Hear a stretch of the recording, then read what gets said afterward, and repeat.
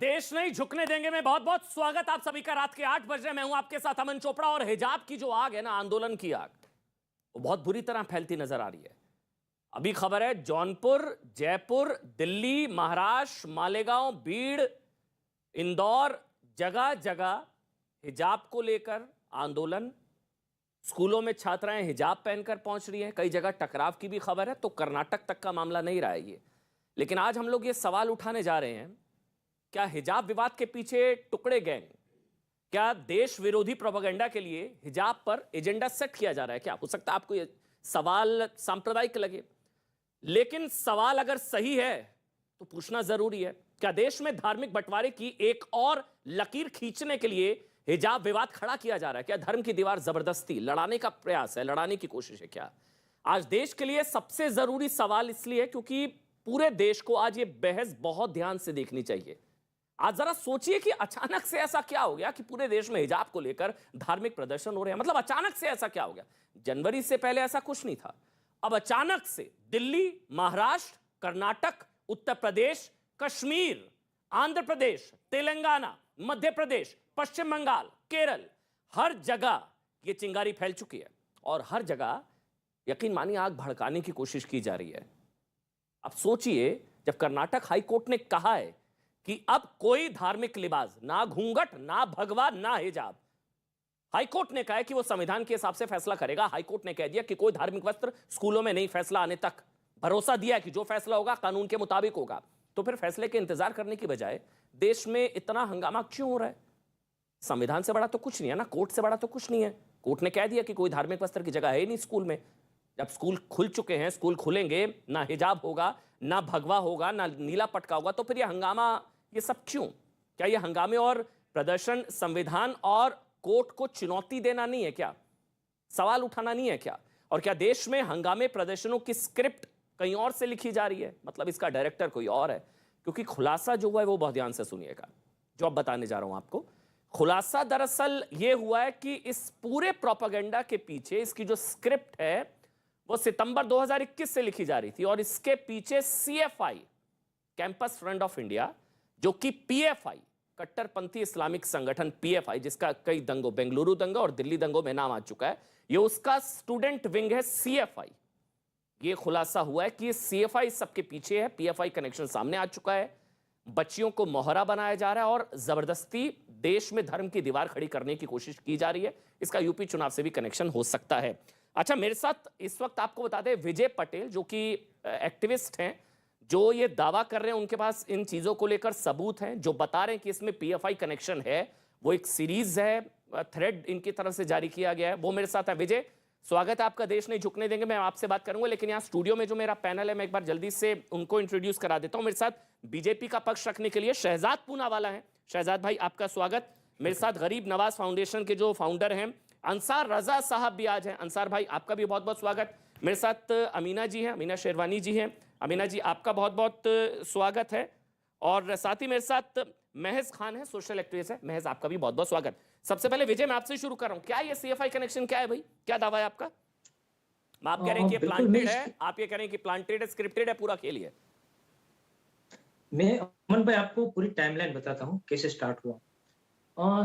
सितंबर 2021 में सीएफआई ने सारे जो कॉलेजेस होते हैं कर्नाटक में, उसमें एक अपना मेंबरशिप ड्राइव चलाया था। उसमें उडुपी भी है। 9 तारीख का उसका पोस्ट देखेंगे, उसकी जो टेलीग्राम चैनल है उसमें उसने पोस्ट किया हुआ है।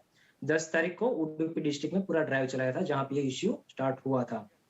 तो बस 1 महीने बाद जो ये चारों लड़कियां हिजाब के खिलाफ आंदोलन कर रही है, वो सिर्फ 1 महीने बाद ट्विटर में आती है, सेम पीरियड ऑफ टाइम में आते ही वो एक्टिव होती है। जो ये सीएफआई के हैशटैग चलते हैं, जो ऑफिशियल वो लोग चलाते हैं अपने ट्विटर अकाउंट से, वेबसाइट से, उसके ऊपर कॉपी पेस्ट ट्वीट करते हैं, जो सेम वर्ड टू वर्ड होते हैं, उसमें कोई भी डिफरेंस नहीं है। तो उसमें बाबरी मस्जिद के सपोर्ट में भी ट्वीट है, और भी कई सारी धार्मिक भावनाएं भड़काने के लिए काफी ट्वीट किए गए हैं।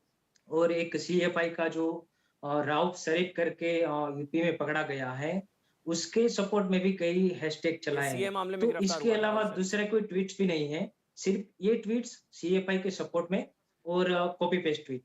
इनसे ये साबित होता है कि इनको कोई दे रहा है, मतलब ये खुद से नहीं लिख रहे हैं, खुद से लिखे हुए एक इससे भी क्या ट्वीट नहीं साबित है। होता है? इससे एक चीज साबित होती है कि ये जो बच्चियां हैं जो हिजाब के लिए लड़ रही हैं, जो हिजाब के निशाने पर आई आंदोलन के, वो सीएफआई से जुड़ी हैं। ये एक चीज एस्टेब्लिश होती है, आप ये कह रहे हैं, नंबर वन। बिल्कुल, क्योंकि उसने उसने एक इंटरव्यू में बताया था जब ये हिजाब पूरा हुआ उसके बाद कि हम लोग सीएफआई से बाद में ही कॉन्टेक्ट में आए जब हमको हिजाब का मना किया गया। अच्छा। उसके बाद में ही हम उसके कॉन्टेक्ट में आए, पहले से हम कॉन्टेक्ट में नहीं है। हम्म। लेकिन ये हम सबूत देखते हैं तो ये साबित हो जाता है कि वो ना सिर्फ कनेक्टेड थे बल्कि उसके लिए काम कर रहे थे सोशल मीडिया पे। ठीक। ये टाइमलाइन चलती है दिसंबर तक और दिसंबर 31 को ये लड़कियां और एक बंदा है वहाँ लोकल इसका सीएफआई का वो कॉलेज में जाते हैं। हम्म। दोनों ने वहां से इंटरव्यू दिया। कुछ उसके जो प्रीफर्ड मीडिया है जो वेबसाइट चलाते हैं उसको उसके उसके मतलब उसको उसने इंटरव्यू दिया 1 तारीख को। उसके बाद सारा जो लेफ्टिस्ट मीडिया बोलते हैं वेबसाइट कई चला रहे हैं उसके आइडियोलॉजी या वो मतलब प्रोपेगेंडा चलाते हैं, वो लोग खुद पढ़े। उसके बाद आयशा है जो लेफ्टिस्ट ये आप संगठन है कहना क्या वो चाह रहे हैं? आंदोलन में मतलब आ ये गया। मुझे अगर एक आप हाँ, निचोड़ क्रक्स क्या आप ये कह रहे हैं कि ये सब सितंबर से प्लानिंग चल रही थी, अचानक से हिजाब पसंद आ गया, ऐसा नहीं था? तो ये प्लानिंग चल रही थी और ये हाँ, प्लांटेड और प्लान्ड और ऑर्केस्ट्रेटेड तरीके से, डिजाइन तरीके से आंदोलन खड़ा किया गया, आप ये कह रहे हैं? बिल्कुल क्योंकि सबसे पहले तो उसका दावा वहीं गलत हो जाता है कि हम बाद में कॉन्टेक्ट में आए हैं, हम सीएफआई को नहीं जानते। हम्म। तो सीएफआई के साथ उसकी पूरी प्लानिंग हो सकती है। बाद में अगर उसके मोबाइल्स वगैरह अगर गवर्नमेंट चेक करे तो सारे सबूत मिल भी सकते हैं, किसके साथ कॉन्टेक्ट में थे, ठीक कहाँ है। से उसको ये ट्वीट्स मिलते थे ठीक। या कोई टूलकिट का पार्ट थे, ये सब आगे गवर्नमेंट चेक कर सकती है। ये ठीक। जो मैं सोशल मीडिया पे अवेलेबल डेटा है, अभी भी हाँ, अकाउंट्स वो चल लाइव रहा ही है, है। स्क्रीन पर है। मैदान में आएंगे तो बदर याद हाँ, दिलाएंगे। हाँ, बदर बदर यानी कि भाई मुस्लिम और नॉन मुस्लिम के बीच लड़ाई हुई थी।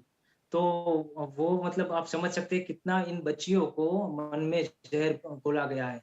तो ये मतलब सीएफआई वहाँ पे एक्टिव हुआ, इनको रेडिकलाइज़ किया गया, इनको एक्टिव किया गया और बाद में इस पूरे मामले में उसको झोंक दिया।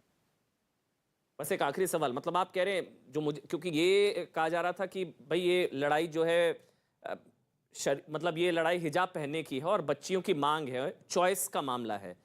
तो ये ऐसा कुछ नहीं था, ये मौका ढूंढ रहे थे कि कब कहाँ कुछ जो बवाल हो, और या अब हो भी रहा है। ये मैंने बताया कि जगह जगह ये आग फैल गई है, तो यही प्लान था और सब कुछ प्लान के हिसाब से हो रहा था। बस एक आखिरी सवाल है विजय, फिर मेरे को डिबेट पे लौटना होगा। ये प्लान्ड हाँ जी, मौके की तलाश थी।